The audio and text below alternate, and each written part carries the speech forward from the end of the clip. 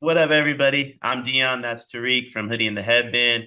You know what they always say in every sport? It's hard to beat a team three times. DePaul stared Ed Cooley in the face and said, "Hey, man, this is pretty easy, actually. We don't really have any problems doing it three times. If you run it back, we can do it a fourth. You want to do it a fifth? That's fine. Best of seven, we'll win all seven." DePaul squeaks one out 71-67 for their third victory over Georgetown, their fifth victory in the Big East. Congrats, Georgetown. You gave up 60% of DePaul's victories within the conference. Um, Tariq, what'd you see from DePaul today? Do you feel like they're turning a corner? Is there anything that they can carry over going into their next game, or do you just feel like for some reason they have Georgetown's number? They won two straight going into this. Granted, I think that was against like Providence and Georgetown. Yeah, Providence and Georgetown.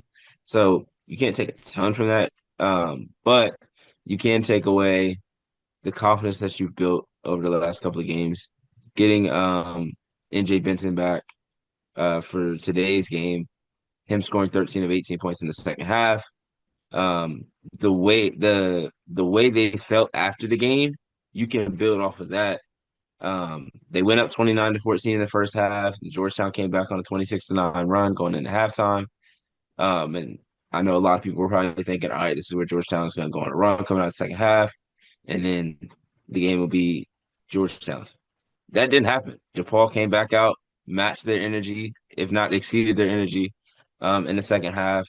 And then it was kind of back and forth, but I feel like DePaul was in control of it for most of the second half. And then once it got to the last 6 or 7 minutes, it just felt like Georgetown just didn't have enough, which is crazy. Like it just felt like they didn't have enough scoring.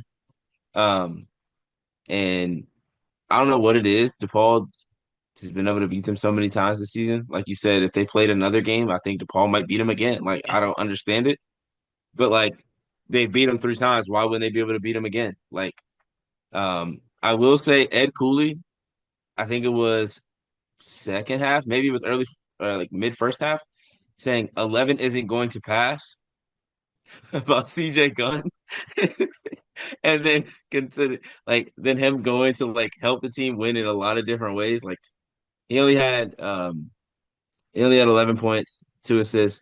He only shot eight shots. So it's not like he was out there just chucking shots. So I was like, of all the people to say that about in the country, I feel like CJ Gunn is not a guy that's just going out and just chucking shots. And he hadn't even done that in the games that they played him the first two games. Like Rivera killed them a couple games or a couple days ago, and Right. he didn't say anything about him. So I was like, maybe he's just not doing his part in terms of scouting because he made it seem like CJ Gunn was just going to have the ball, and if he had the ball, he wasn't swinging the ball. And I'm like, he's only taken eight shots, and this is in the first. If it's in the first half, he only taken probably like four or five at that point. Um, so I think what this game came down to was Chris Holtman versus Ed Cooley. Mm-hmm. You could see like the difference between Ed Cooley, who they talked to different times throughout the game, and then they talked to Chris Holtman after they won. Obviously, after you win, it's a big difference. But Right. after he won, he was talking about NJ Benson's ability or want to play after being injured. He said he begged to play, and he's like, in this day and age, you got to get. You're trying to. You're. It's normally the other way around. Like you're begging the player to play if he can play through it. He missed 6 games with a hands injury, still came back, played really well. He had 18 points in 18 minutes.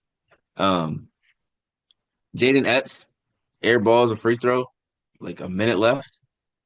Crazy. Reminds me of Jenna Johnson at Utah.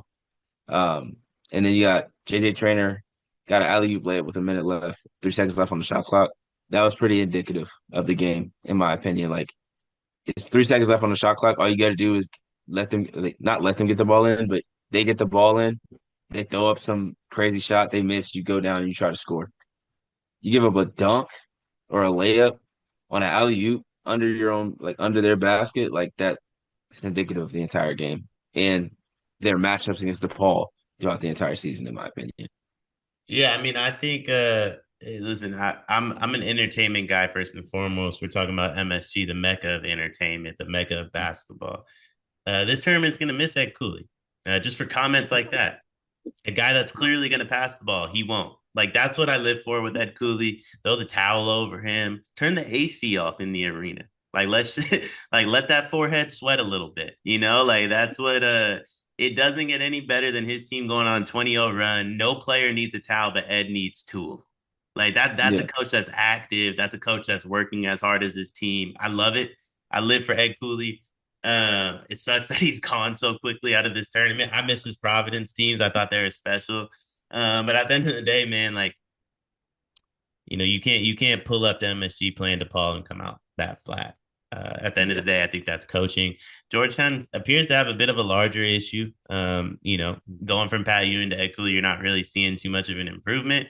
Um, I don't know if you can throw all of that on Ed. I'm also biased. I personally will not be throwing all of it on Ed Cooley. But if they want to throw it all on Ed Cooley and let him go back to Providence, I'm okay with that too. But I mean, this is a once storied program. I mean, mhm, both of us hooped growing up.